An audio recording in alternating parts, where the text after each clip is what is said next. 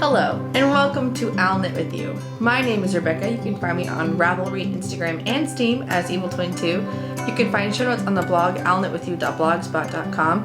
You can join our group on Ravelry, I'll Knit With You, or you can email me illknitwithyou@gmail.com. Hi guys, how are my owls and my yous? I'm filming this in the morning and I'm really tired, so if I have a little less pep than normal, I'm sorry. But got lots of exciting stuff to talk about as per usual, so let's get to it. So we have one new frond. Yay, new frond. So it's Holly at home, who is Holly from Kabul. Nice to meet you, Holly. Welcome, welcome. If you would like to introduce yourself, you can go to the introduction thread in the Ravelry group and just say hi. I like to hear you and hear where you're from and how you got into crafting. And I totally admit that I watch a lot of podcasts where I don't do that, which is weird because some of them are even friends I've made on Ravelry that I don't comment on their introduction thread. So I understand if you kind of have a little bit of a lack of luster of that, kind of, that doesn't make sense. You know what I'm trying to say. if that's not quite your thing, I understand, but I still like hearing from you. So maybe that'll be something I make an effort to this week, is say hi in one group that I participate in that I don't really talk in, or a podcast I watch that I don't really talk in. Anyway, you know what I'm trying to say. But anyway, Holly at home, it is great to meet you. We also have some blather. So I have been doing this half-price movie night with one of my friends, because one of my local theaters has half-price movie tickets. So why would you not go see movies on half-price movie night? So we see all sorts of stuff like the Guardians of the Galaxy Volume 2, and we saw The Circle, which we both read ahead of time, and that book is really stressful. If you want to hate Facebook a little bit more, read the book. Or if you want to, I don't know, if you have problems with technology already, that book is for you. So that's what I've been up to. I went to a wedding in Tennessee at a winery, and it was gorgeous and beautiful, and I'm so happy for the bride and the groom, so excited for them. The traveling ink box, which I started for Fountain Pen Fanatics, made its first stop to me, and I got to keep a lot of cool stuff. I got 2 pens and a ton of ink, and so it'll see me again in about 20 trips since I'm one of the founders of it. I kind of get it and make sure there's enough supplies for everything. So yeah, it's pretty exciting stuff. So shockingly, not shockingly, I have found a new notebook to get addicted to, a new type of notebooking. I'm still doing the bullet journal. I still love the bullet journal. If you don't know what the bullet journal is, just go Google it. It's fantastic. But Cece on Geeky Girls Knit, she talked about her traveler's notebook.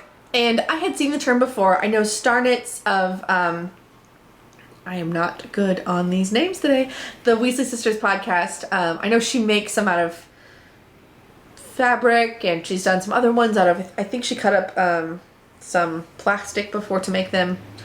And it had always been intriguing to me, but it's never something that I'm like, oh yes, that sounds perfect. But I've been watching all these fountain pen videos by Brian Goulet at gouletpens.com. Is it gouletpens.com or just goulet.com? Links in the show notes, guys. Links in this. Yeah, this is what I don't podcast this early in the morning. But anyway, so he was talking about the company that started the Traveler's Notebook, which is Midori, and they now I think just go by Travelers, and how they make paper especially for fountain pens. And if you use fountain pens, sometimes it's a little harder to find than you'd expect, and you can buy the nice A5 notebooks, but you're also stuck with a big A5 notebook forever and ever and ever. Whereas Traveler's notebooks are much, much, much thinner. Here, let me show you. This is one little notebook.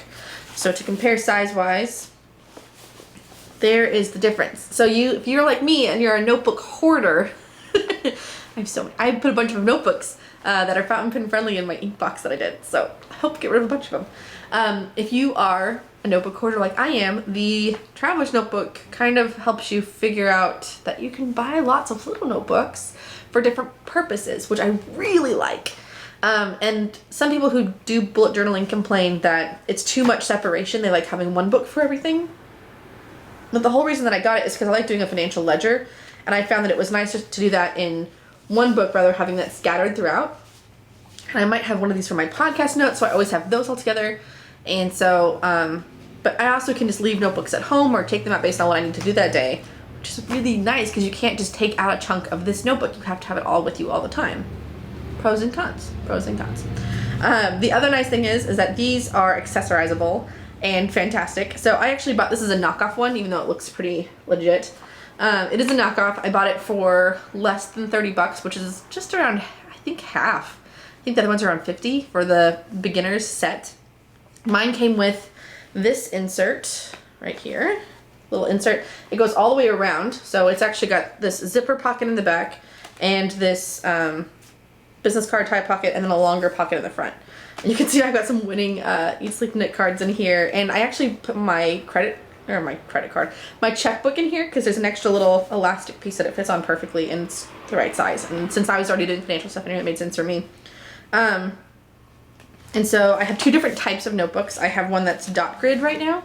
Dot grid.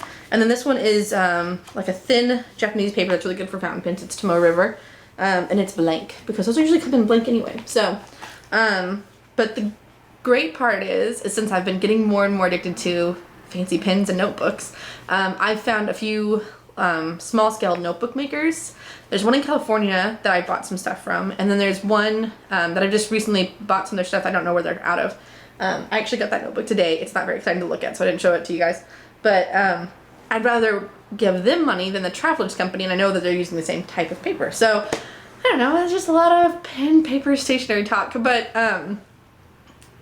the more I look at these Travelers notebooks, the more I like them. Like, it just seems like a duh thing. Like, if I still use this for bullet journaling because it already has all my stuff in it, and I don't want to migrate completely over. So right now, if I know I want to do financial stuff, I usually do this kind of stuff at home anyway.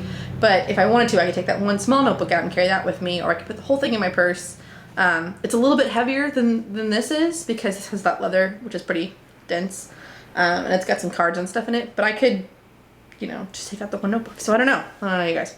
That's my notebook excitement. I put it in my blather. You can fast forward. You know what a fast forward button is. If you don't want to hear this, obviously you probably did that by now. But I don't know, it's just something different, and I bought one for my mom for Mother's Day, and she really liked it, and she doesn't bullet journal or anything like that, but the way that we talked about it is that she could keep it in the glove box of her car and kind of keep like travel notes in there. And then I gave her some roll-on glue tape, which people had never seen before when I talked about it online, because I posted in the notebook section on a subreddit on Reddit that I was like, my mom liked her notebook Mother's Day gift, and she's not really a notebook person. But it's kind of just like glue that, like how you can get those whiteout things that just roll. It's like that for glue. If you want to see one, let me know and I'll send you some pictures of it. They're really popular in scrapbooking. That's where I found mine. So this, she keep her ticket stubs in there and then write a little blurb about her day in it and stuff like that. And she thought that was a really cool idea. A really cool way to keep like memories of their trips, but like in a really compact place, because then she'll go home and scrapbook. But sometimes you've forgotten the little things that happened through the day that just made you smile, or you can't remember what order things happened in. That happens to me a lot. So she's excited, and then I also have one, so I'm excited. So we'll see how this goes. Hopefully this will be the last type of notebook system I buy, but even saying it out loud sounds like hearsay. The cool thing is, though, is that since the page, like if you unfold one of these notebooks, it's smaller than letter size paper.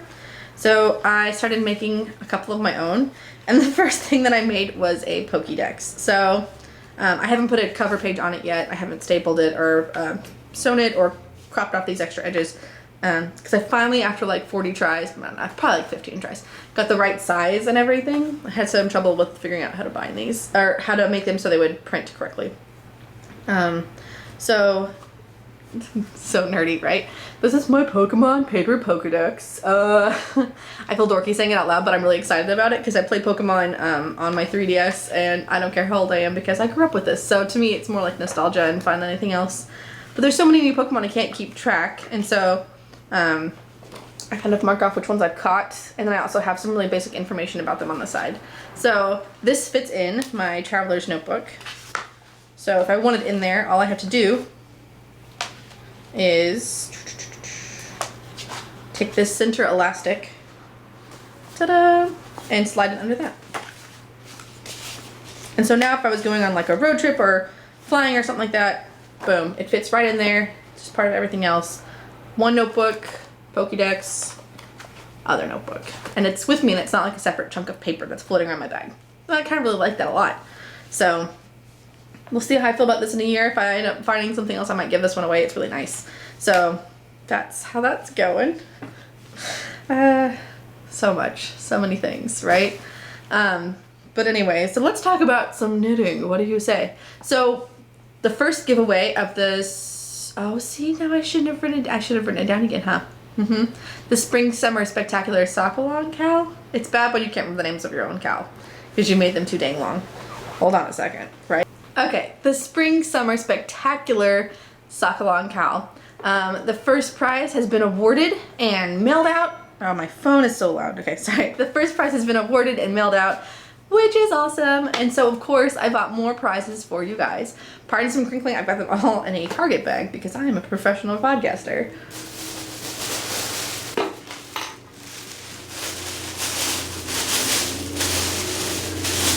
So since I was in Tennessee, I visited the fantastic House of Yarn and picked you guys up some Knitted Wit Victory sock in the lemongrass colorway. So here is that option. The other unclaimed option is the painting one, the Zen Garden yarns. So these are the two yarny options. Now I've added a third option because I know that sometimes you just feel like you've already got so much yarn and you just cannot intake any more yarn. So I have a project bag, which is socked size. So you can see it's kind of a smaller one. It's a little square bag. I either bought this or won this, but because it's perfect for socks, I kind of don't always grab it right away, but it's very cute, really square. I think I actually bought this on a D-stash. That's totally what I did.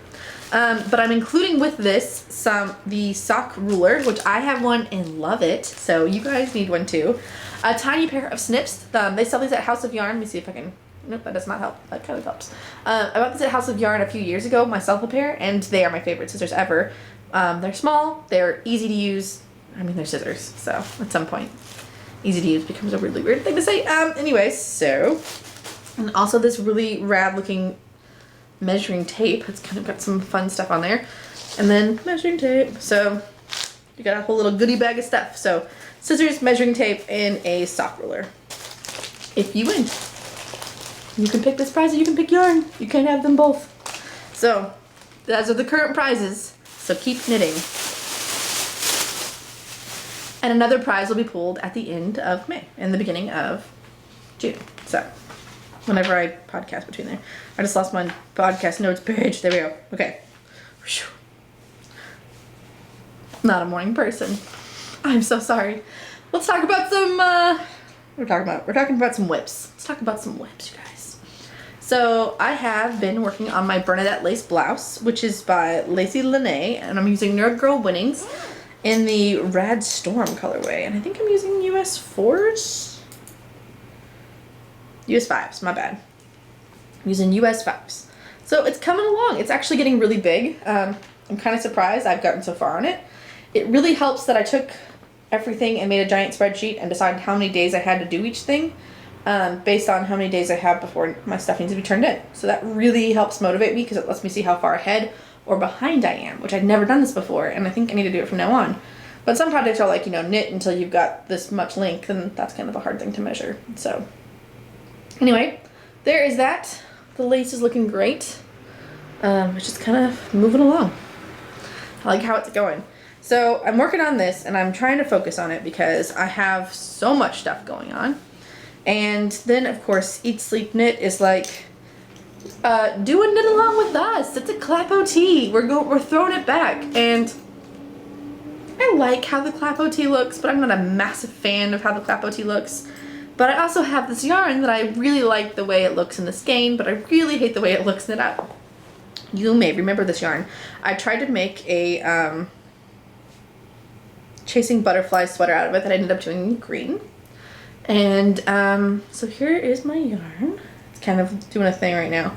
But I'm hoping that the drop stitch pattern, this is a free pattern on Knitty, the Clap OT. The drop stitch pattern, so you can't even really see it, might help even it out. I might over dye it if this doesn't really alleviate the staticky feel of it all. So I really like this yarn. It's really pretty, but sometimes really pretty yarn does not make really pretty projects. I really want to wear it because it's really soft, expensive yarn. So we gotta find some sort of medium ground. So I'm gonna make a clapotis out of it, clapotis, and then if that doesn't satisfy my fancy, so you can kind of see how it's see through there, the drop stitches. If that doesn't work for me, then I am going to over dye it. If I still don't like the way it looks, I'm gonna frog it and figure it out.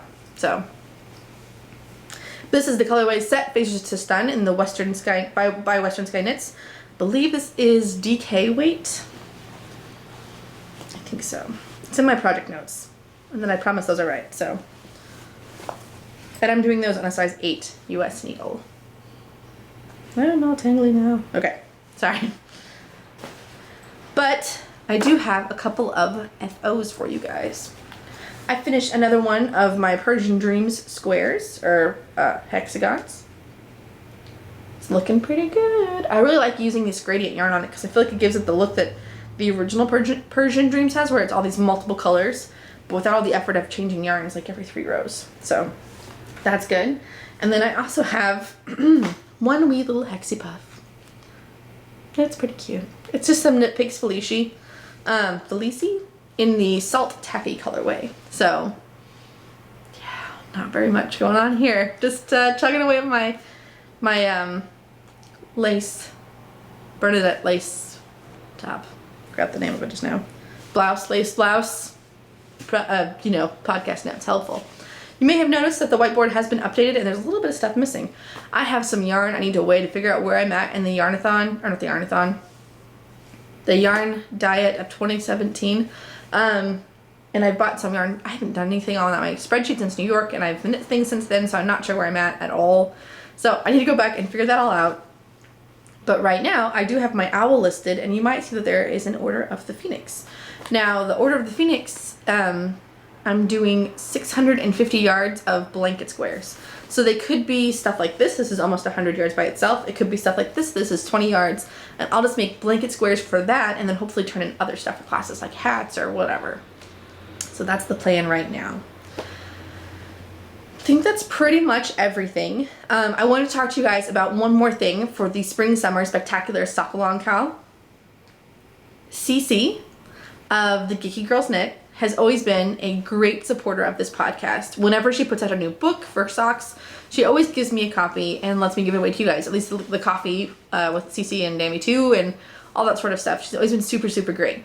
And she is moving. And I know that can be really exhausting and expensive. So if you knit any of her sock patterns for the Super Sock Along Cal, you can have a second entry. Which means if you knit a pair of socks from her, that's 4 entries. 4. Because you can say posting once to post, posting once because for CC, or whatever. I think we as a community should support her. I was gonna like do one of those things where, you know, everyone buys this pattern and the money gets donated, but she's got her own shop. She can make money off her own shop, so that seems kind of silly. But I think we should be buying CC's sock patterns. I may do a giveaway of her sock patterns, like things that I have purchased to give to you, as a way to give her a little bit more, I don't know, get her patterns up there on the top 20 list and more people can buy them, and then she'll have a little bit more money for when she has to move, because moving is expensive. So, and she's moving from Edinburgh back to the United States, so that's a huge change for their family, and I think we should just support them in any way we can because they're just great people. And so socks, the best part of, I think, all, or at least the majority of Cece's sock patterns is that they're toe up or cuff down, just got them going both directions, which is fantastic. So I think that we should really raise her up and, you know, be supportive as a community for her. And if you want to hashtag this, we're going to call it Socks for Cece. So we're going to knit socks that are her patterns. We're going to buy her patterns. And those are extra entries in my Sock Along Cal, which you've seen some great prizes. I'll be buying more for you, I promise. I'm definitely going to buy you guys some stuff at SSK, and if I end up with extra prizes, I'll be giving away extra prizes. So I'm going to end this with like even numbers of things. I came in with 0 prizes. I will leave with 0 prizes. So I don't know, I just think we should support her and give her a little extra love. So socks for Cece. Cece's patterns get an extra post. So each sock is 1 post, and each sock of Cece's is a second post. So thanks guys, if you do that, that's really awesome of you. And I really like the way that I've always seen the knitting community kind of surround someone who is going through anything. Like, we're awesome, so let's continue to be awesome.